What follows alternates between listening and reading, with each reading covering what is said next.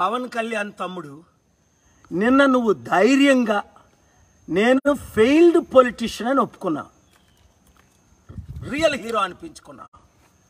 కానీ నువ్వు ఎందుకు ఫెయిల్ అయ్యావు అని పరీక్షించుకోవాలి కదా, అంతరాత్మలో షేర్ చేసుకున్నా అర్థం అవుద్ది కదా.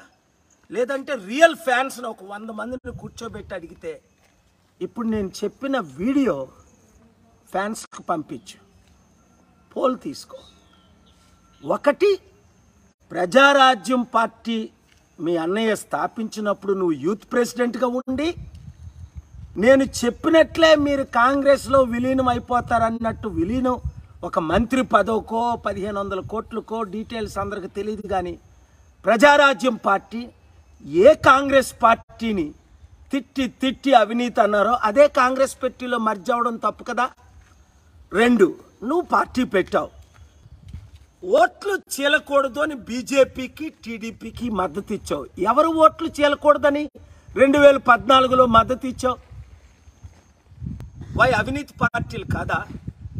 3, బీజేపీ లాంటి అవినీతి పార్టీ లేదు అని చెప్పి టీడీపీ లాంటి అవినీతి పార్టీ లేదని బయటకు వచ్చి 2019లో CPI, CPM, BSP, JD Lakshminarayana గారు లాంటి వారితో కలిసి పోరాటంకి వెళ్ళారు.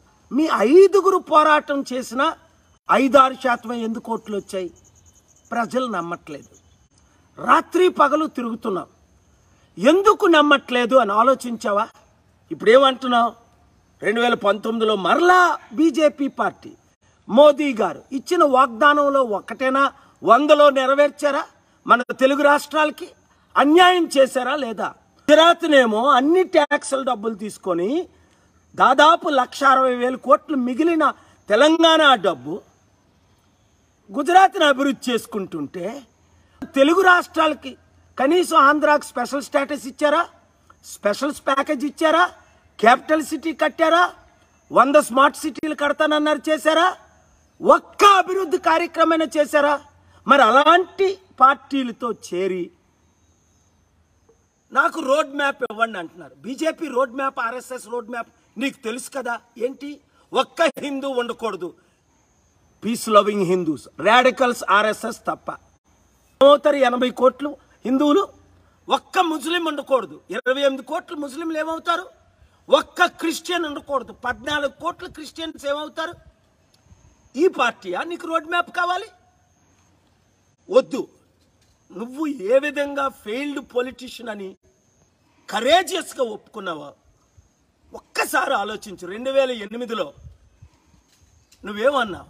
మీ అన్నయ్య, నువ్వు, నేను అల్లు అరవింద్ గారు కలిసినప్పుడు ఏమన్నావు? మీరే నా హీరో, మీరు ప్రపంచానికి హీరో, దేశానికి హీరో, మీరు ఒక రోల్ మోడల్ అన్నా కదా. మరి నీకు ఇప్పుడు మోదీ రోల్ మోడల్ అయ్యారా? దేశాన్ని నాశనం చేస్తున్నోళ్ళు. చంద్రబాబు నాయుడు రోల్ మోడల్ అయ్యాడా? 6 లక్షల కోట్లు దోచుకున్నారని జగన్మోహన్ రెడ్డి బుక్ రాసినప్పుడు జగన్మోహన్ రెడ్డి ఓట్లు చీలాలే, మరి చంద్రబాబు నాయుడు గారికి ఎందుకు మద్దతు ఇస్తున్నావు? నన్ను సీఎంగా అనౌన్స్ చేయండి, చేస్తే మనం కలిసి పోటీ చేద్దాం. స్టెబిలిటీ ఉండాలి కదా, క్రెడిబిలిటీ ఉండాలి కదా. నువ్వు ఫెయిల్డ్ అయిపోయావు పొలిటికల్గా. నాకు మద్దతు లేదా కలిసి పనిచేద్దాం రా. ఎంత అభివృద్ధి చేసి చూపిస్తాం నీకు తెలుసు. 1,00,000 కోట్లు తెచ్చాను, తేగలను. 1,00,000 ఉద్యోగాలు తీసుకొచ్చాను, తీసుకురాగలను. 100,000 కంపెనీలు పెట్టాను, పెట్టగలను. 2 తెలుగు రాష్ట్రాలు అభివృద్ధి చేద్దాం, నడిపిద్దాం, కలిసి పని చేద్దాం. లేదా చరిత్ర, ప్రజలు ఇంత మంచి హీరో అయిన నిన్ను కూడా క్షమించరు. ఎందుకు?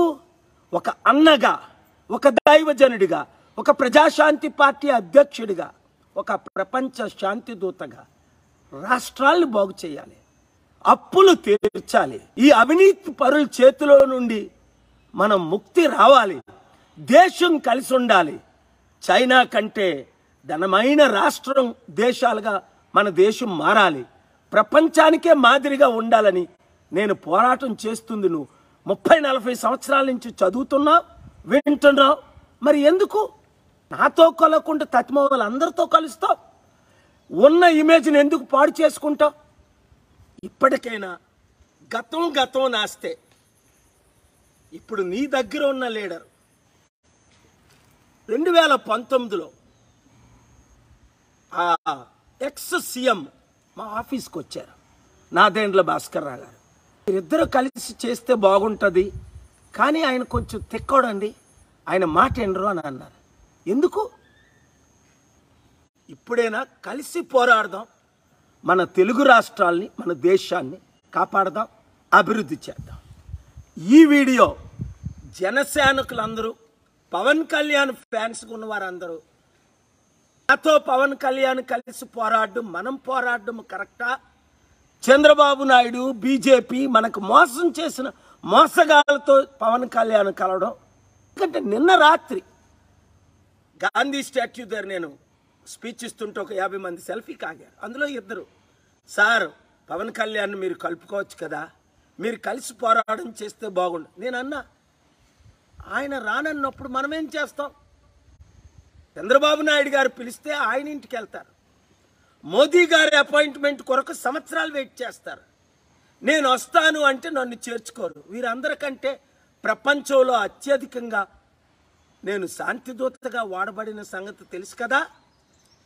ఒక శాంతి కొరకు, మంచి కొరకు, అభివృద్ధి కొరకు, నీతి కొరకు, నిజాయితీ కొరకు లక్షల కోట్లు నిరుద్యోగులకు ఉద్యోగాలు ఇవ్వడం కొరకు మనం పోరాడదామా? లేదా మీ అన్నయ్యలాగా ఆయన కాంగ్రెస్లో కలిసి మినిస్టర్ పోస్ట్ తీసుకోనా, లేకపోతే నువ్వు బీజేపీలో కలిసి మినిస్టర్, నేను ఎందుకు తీసుకోలే? రూపాలా గారు, పెద్దిరెడ్డి గారు మినిస్టర్ ఉంటుండగే అమిత్ షా గారు నాకు మినిస్టర్ పోస్ట్ ఆఫర్ ఇచ్చారే, దాన్ని ఎందుకు? ప్రజల కొరకు మనం నిలబడదాం, స్టెబిలిటీగా ఉండి పోరాడదాం. హాయ్ ఫ్రెండ్స్, మా టుడే టుమారో యూట్యూబ్ ఛానల్ చూస్తున్నందుకు చాలా థ్యాంక్స్. మరిన్ని లేటెస్ట్ వీడియోస్ కోసం వెంటనే సబ్స్క్రైబ్ చేయండి. అలాగే ఈ బెల్ ని కూడా రింగ్ చేసేయండి. మా నోటిఫికేషన్స్ అన్ని మీ మొబైల్లో వస్తాయి. అలాగే మా వీడియోస్ మీకు నచ్చితే లైక్ చేయండి, షేర్ చేయండి, నచ్చకపోతే కామెంట్ చేయండి.